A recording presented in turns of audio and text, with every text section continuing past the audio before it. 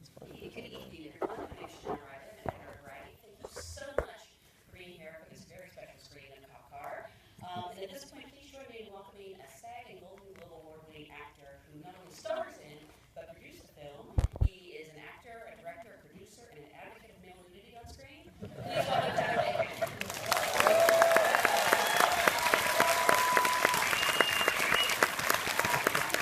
This is so exciting. I feel like I should be saying, hi, my name is Kevin. I'm from Philadelphia. My favorite movie is Spinal Tap. Please turn off your cell phones. Welcome to the ArcLight. I've always wanted to have that gig. It seems like such an awesome gig. I love this theater, and to be here in this theater with all of you is a real pleasure for me. I wish we had more screens like this in NYC, where I live. Oh, I was just going to ask, you're based in New York? Yes, and I pine for a theater experience like this because I'm such a movie consumer, you know, that I like to have, you know, stadium seating, assigned seats. I don't know. I'll stop now. What do you do in New York? Like sit in a pit somewhere? They just stand basically. They give you a strap that you can hang on to. No, there's some good theaters. I mean, I don't mean to, you know, put that in New York, but this is a special place. Mm-hmm. They do need an ArcLight New York. Maybe we can get them on that. Yeah, get on that. So congratulations on the movie. I'm curious, how did John Watts' script find its way to you? And what was the attraction not only as an actor, but as producer? You know, I read the script. I think it came through pretty normal channels. Although, as it turns out, John's fiance works at my manager's office, but I didn't find out that until much later on down the line. But you know, I read it, and you know, if you read a script, a lot of times you go, well, I can see this dialogue, or I can see this is the basic story. So you have to make a big leap to actually picture what the film could be. But with Cop Car, I read the whole thing and I saw it. Like, I saw the whole movie. I didn't check my email halfway through reading the script. It was a quick, you know, hour and 15 minutes or whatever, blasting through it. And I thought, well, if this filmmaker can put up on the screen what they have envisioned on the page, it's going to be cool. And a lot of actors I know like to read a script and see how many lines they have. That's pretty. Now, in this case, what was it like? Well, you know, I started out as a busboy, and I made my way to a waiter. That was a big moment in my life. And then from waiter, I made my way to extra. And from extra, I was hoping to get a line. And so when you go that route, you go, I got one line, that's great, things are going great for me. I hope I can get 2 lines, 3 lines, 4 lines. And you start to judge your roles on the amount of lines you have. You count your lines. Cop Car, you know, for my character, had very, very few lines. And when he does talk, he's lying, he's bullshitting. So you have to kind of go, is there a way to create the character and to try to see who he is through things other than what he says? And that's a great opportunity. Actually, it's something that I've come to later in my life, and I try to, you know, like literally read between the lines. And how much of the tone was on the page? For some reason, I always think of the scene where you realize you've lost the shoe, and you just have that reaction. Right. And we're actually, I mean, I don't know, I laughed for like 20 minutes. So maybe it's just me. Yeah. Good. Did you know it was going to have that humor? Or Well, I don't know if I knew it was going to have humor. I mean, I don't tend to approach things, whether it's a moment or whatever, going, you know, shit, I hope this is funny. I'm just trying to kind of stay true to who he is and what he would be feeling at that moment. I think if something ends up cutting well and ends up being funny, then that's a great bonus. But to answer your question, it just, yeah, probably, I haven't gone back to look at the script, but probably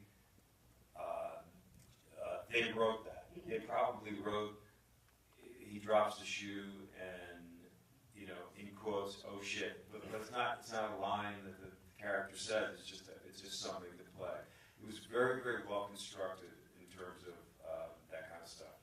Now, had you seen any of John's work prior to this? How did you know he could pull it off? Well, I went and looked at a movie that he had done called Clown. Oh, which I'm dying to see. Yeah, it's a really interesting story. The director of Cop Car, him and his friend Chris Ford, who co-wrote the movie with him, decided to come up with the worst idea for a horror movie. So they made up this movie called Clown. That was about a guy who the clown doesn't show up for his daughter's birthday, so he has to be the clown for his daughter's birthday. So he rents this clown suit, and the clown suit possesses him, and he can't get the nose off, he can't get the hair off, and it turns out that the clown is a demon. And it's like they were just trying to think what's the worst idea for a horror movie. Or the best. Or the best, exactly. And what they did was they built a trailer for Clown, having never shot any of the movie. And then they called it an Eli Roth film. So they said Eli Roth presents Clown, and they put it up on YouTube, and it got like 7 million hits or something like that. And everyone's like, "Where's our movie from Eli Roth, Clown?" And then they get a call from Eli Roth saying, "Yo, what's up?" And they thought they were about to get sued. And he said, "Let's make this movie Clown." So they ended up making the movie. And the movie still hasn't come out. Why, I don't know. That's, it seems kind of crazy because it's really super cool. And I went to a secret screening room, and there was a DVD that self-destructed after I watched it. The smoke started coming out. And got a chance to look at it just to see what John's thing was. And I looked at it and I went, well, obviously he knows how to shoot. John is directing the next Spider-Man movie. True. So I hope he remembers who got him there when it comes time to catch J. Jonah Jameson. You know what? First off, I'm not even sure I know who J. Jonah Jameson is. J.K. Simmons. Oh, J.K. Simmons, okay. Right, yeah, okay. Fantastic. Why not? How come you just don't cast J.K.? You can't get him now. Oh, okay. He's still got it, exactly. I don't know. People have asked me that. I already did an X-Men, Marvel guys. So I don't know. That's okay. Captain America's the Human Torch, so. Is he? He is. Okay. There could be lots of crossover. Kind of. So, there's the old saying, never work with kids or animals, but you have two fantastic actors in this movie, and I don't know how much you actually interacted with them, or if they tried to keep you guys apart because you're supposed to be terrifying them. Well, first off, when it comes to Cop Car, the idea that there's a they, there was no they. It was just us. I mean, and I don't actually, especially when it comes to kids, I feel like my job is to get together with the children in the movie and make sure that they feel safe and that they know that we are colleagues, that we're getting together to get this job done. And I say, listen, look, I'm a good guy, I'm a dad, I got kids and whatever. You shouldn't be worried, but I'm going to get angry and I'm probably going to, yell and stuff like that. So let's just act this scene. Like, you're an actor, I'm an actor. Let's get it done. And I've done some really bad stuff, to children in my career. Sorry to say, yeah. I hope it's not really a thing, but but it has happened. But I think it's kind of like irresponsible in a way to try to walk onto a set and play some sort of game of intimidation. I wouldn't play that with a grown-up actor, so I'm certainly not going to play it with a child. How old were James and Hank? I don't know. They're like 22. They look short. No, I think they're like, I don't know, 10 or 12. I don't really know. Were they fans of your work? Did they ever? You get with a kid, chances are, their mom says, you know, you're working with this guy, I'm going to force you to watch this movie. So, you know, I'm going to force you to watch Balto or something like that. I don't know. I don't know the answer to that. They didn't say, wow, you know, I love you, and, you know, something was So you mentioned this movie was made by us. Are you allowed to reveal the budget and shooting schedule?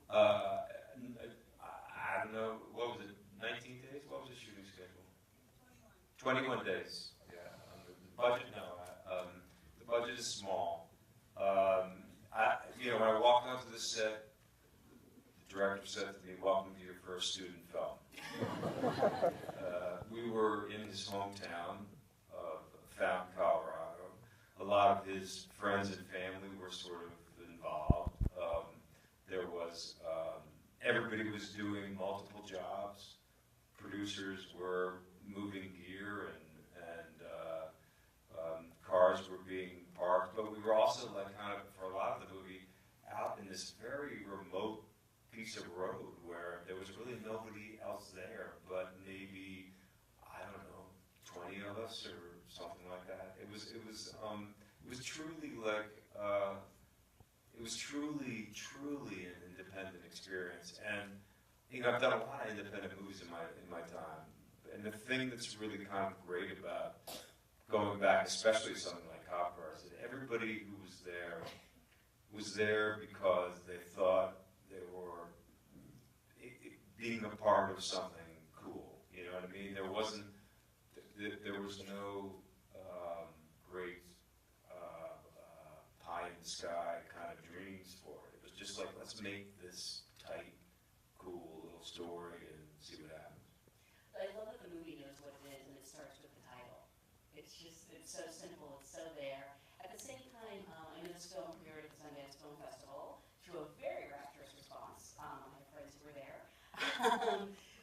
Before, you know, that was probably your first time seeing it with an audience. Were you relieved, surprised, or did you always know it would connect?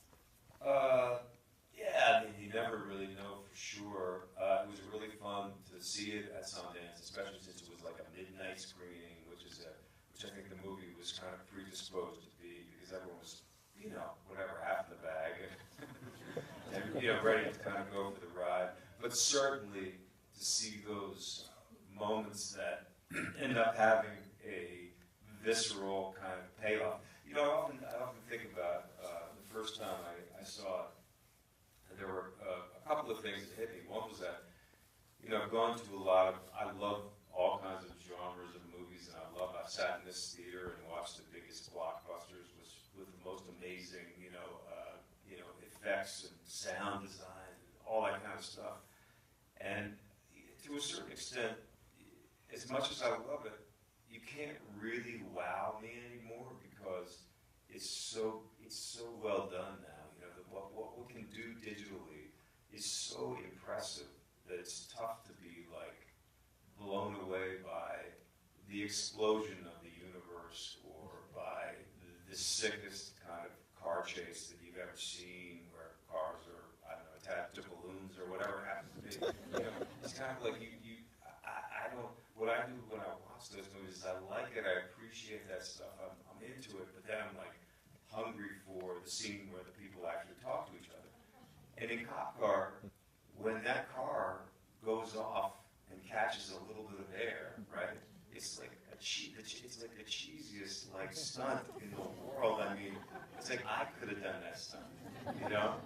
And you're sitting in the theater at Sundance, and everyone's like, whoa! You know? And you go, well, why is that? That's because there's a connection to what is in the car, you know? And that's what's cool about it, you know? That really what it comes down to is how do you feel emotionally about what is going on with the characters. Speaking of, does the kid die in the end? Can you tell us? Well, It's first really up, crazy. yeah, I mean, I feel like that's really a more directorial question.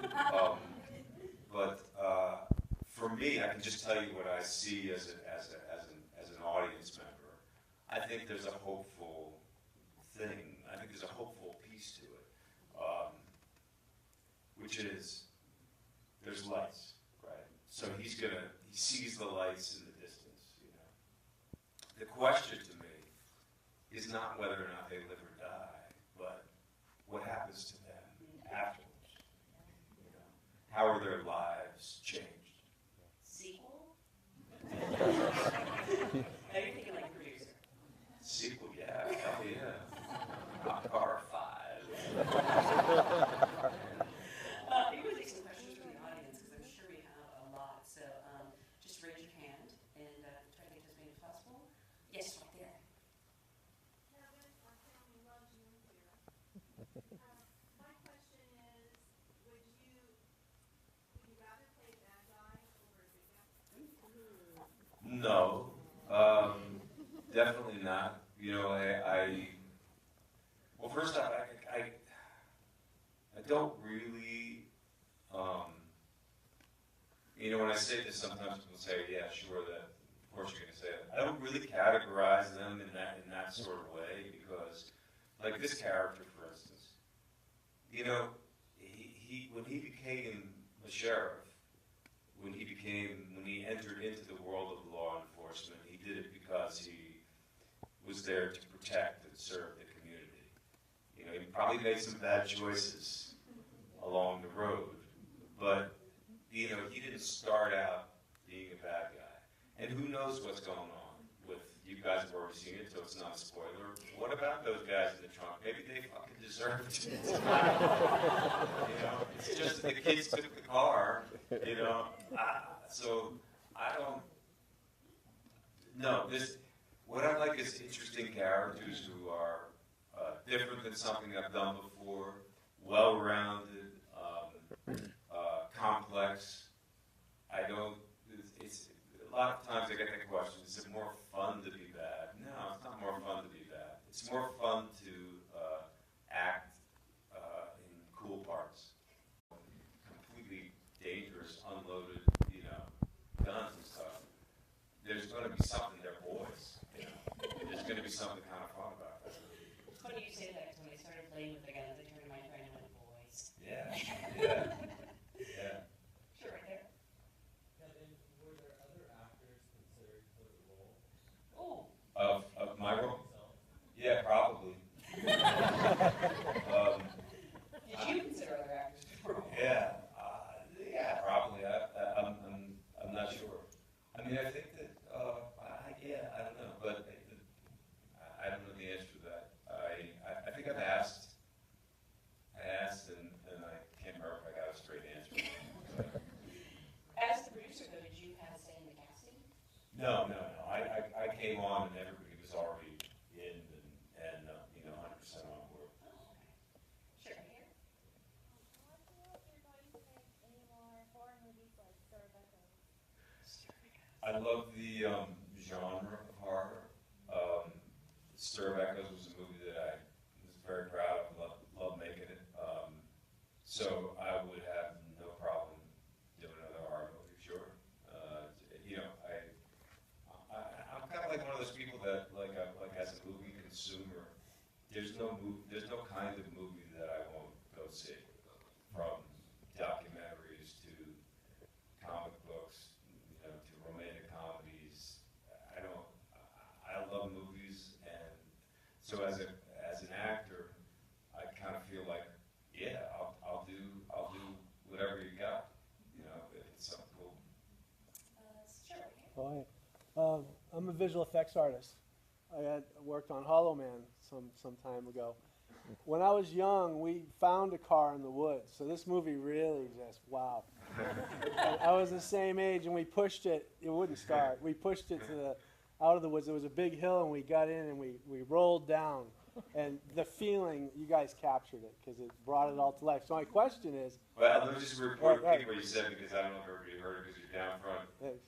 When he was young, he found a car in the woods, and it wouldn't start, so they pushed it down a hill. And Big hill. What? Big hill. Yeah, big hill. Yeah. Where was anybody in the car? We both got in, They got and it. we rolled it down. And they rolled it down. This is in New Hampshire, where It's in New anything... Hampshire. Yeah.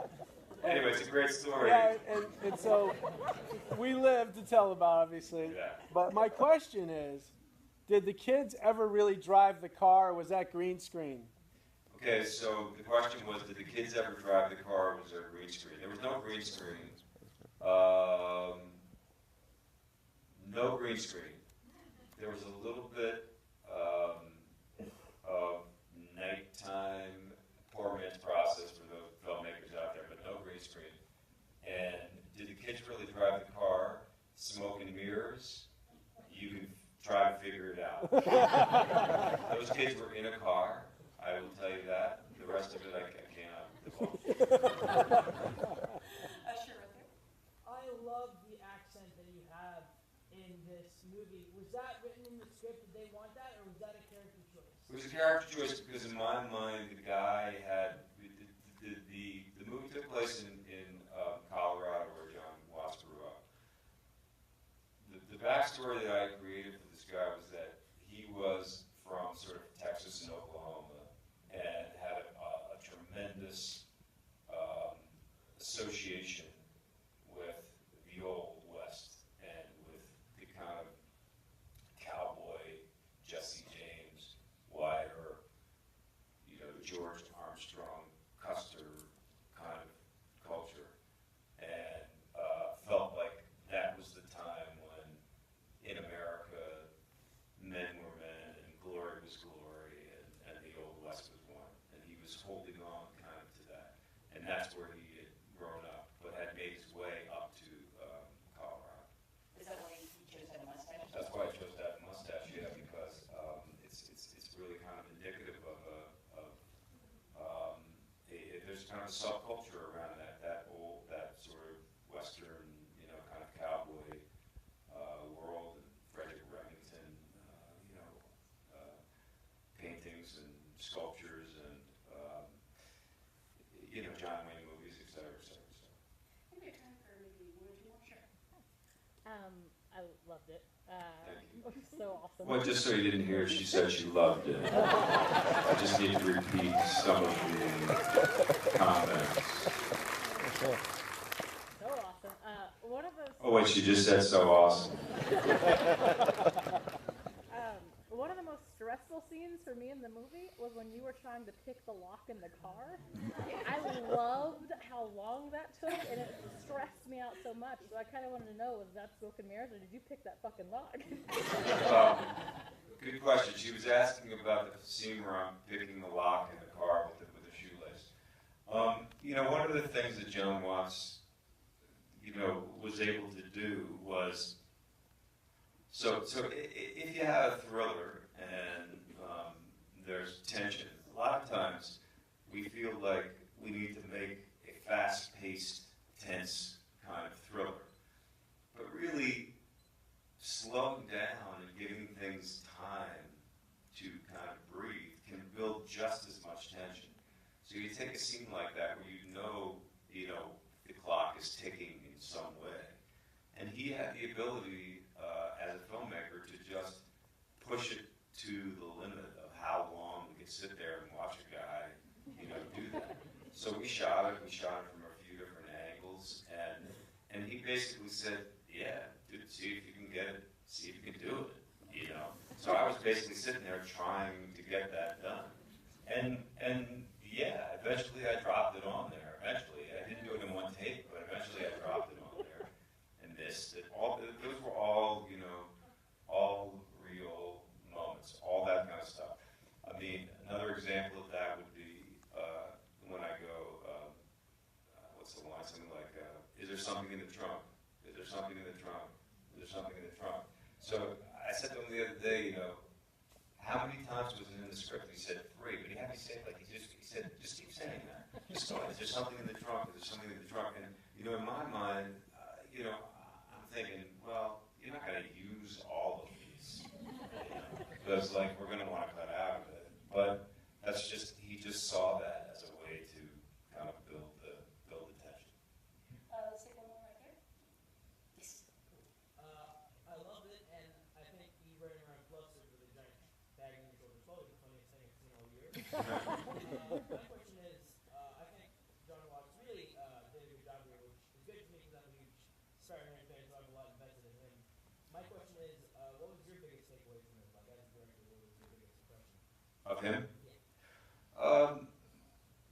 My biggest impression is that he has a vision. I mean, that's like a really like super overused Hollywood word, but he really has a vision in that he sees the way that a scene is going to be, is going to end up on the screen, and he does his best to stay true to that. I mean, a lot of times what we do, you know, sort of as directors is we cover, cover our options so that, you know, things can change and shift and mold in the end.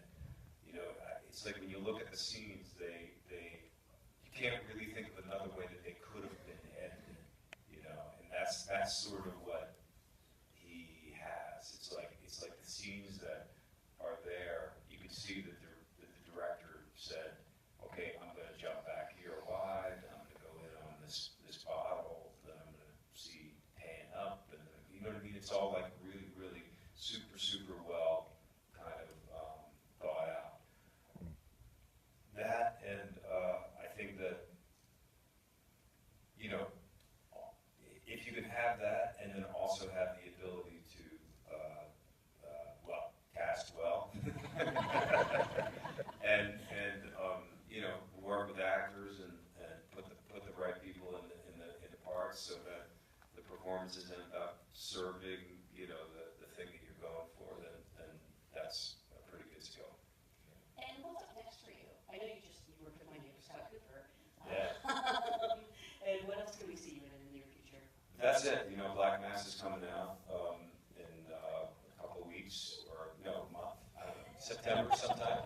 I saw it. It's super great. It was fun. There's a poster out for it there. I have a small part, but I can tell you that the movie is fantastic. I mean, it's just such a great gangster, big fat gangster movie, and Johnny's amazing, and Joel Edgerton, the rest of the cast.